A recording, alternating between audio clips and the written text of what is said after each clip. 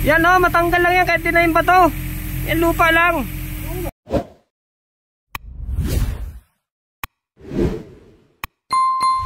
Hello mga guys, tungkol po dun sa mga hindi nakakaalam, ito pong ginagawa namin ay sa sewer po ito. Kami po ay magtatagos ng tubo dyan sa ilalim dahil hindi na po kayang basagin yung simento dahil sa sobrang kapal. Iko-cross under na lang po namin yung tubo dyan sa ilalim. Itatagos po namin yan dun sa kabila. Itatawid po yan dito sa ilog. Yan, magtatawid po kami ng tubo dyan sa ilog. Patagos po dun sa ilalim na yan dahil sa kapal ng simento na yan. Dito po lalabas yan, papunta po dyan sa manhole dyan sa kabila, dyan sa may butas. Dahil sa sobrang kapal po ng simento, yan 3 araw na po namin ginadyackhammer ito, no? Dahil ang kapal saga sobra, kaya naisipan po namin i-cross under na lang yan dyan sa ilalim ng simento na yan.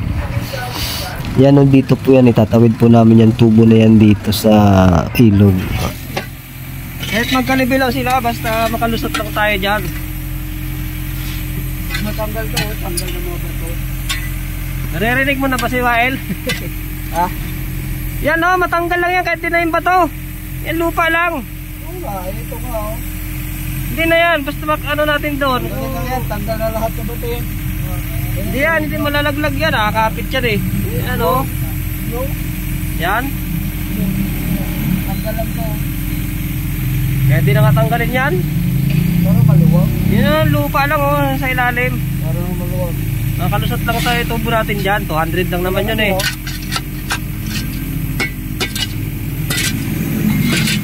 Ayan guys, kung napapansin nyo guys, ayan o, sobrang kapal talaga ng simento na yan o. Kaya naisipan na lang namin na i-cross under dyan sa ilalim. Nasa 1 meter po yata yung kapal ng simento na yan. Kaya hirap na hirap po yung mga kasama kong basagin yan gamit ang jackhammer. Napakakapal po kaya yan sobra. Ayan o, kaya binutas na lang po namin yan sa ilalim. Matanggal na yan lupa na yan, nusot na yan eh.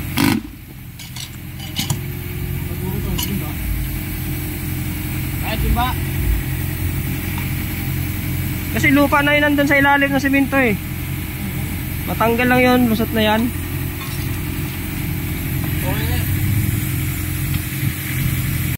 Kunting hirap.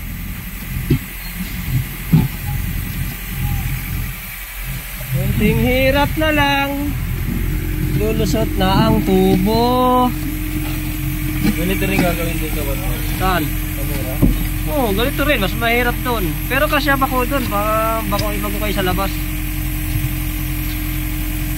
So, ayan guys, so natagos na yun sa ilalim. Ayan, video, kasya na yata yung tubo talaga dito. Ayan o, maluwang-luwang na rin to. 200 lang naman yung tubo namin, kasyang-kasya na yan dyan.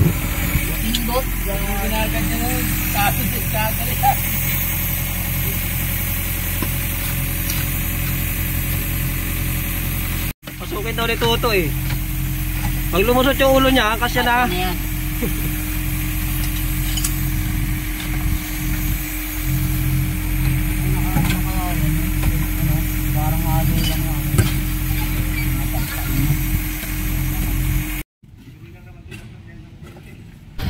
Ayan guys, so tagos na siya dito sa kabila. May napagtiyagaan din siyang tagbaritahin ng mga kasama ko. Ayan, tagos na siya oh.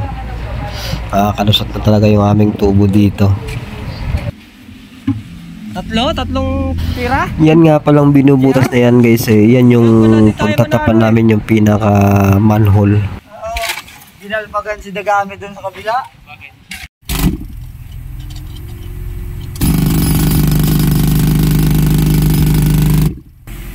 Parang maluwang na nga yan eh. 200, yun na lang, puro pukpukin na lang. Puro pukpukin na lang.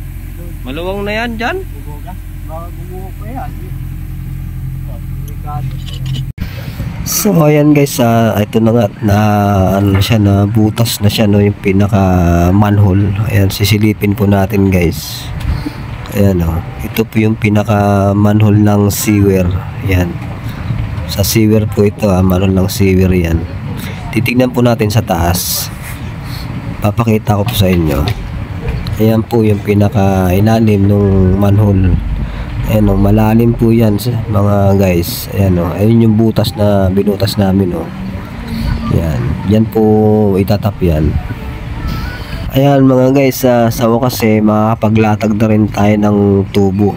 Ayan, 200 po yung size ng ating tubo guys.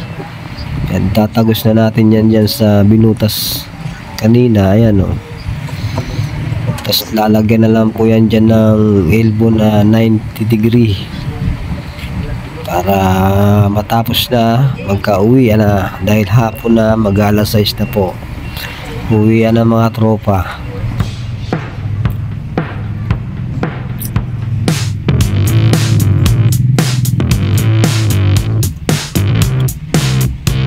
Go.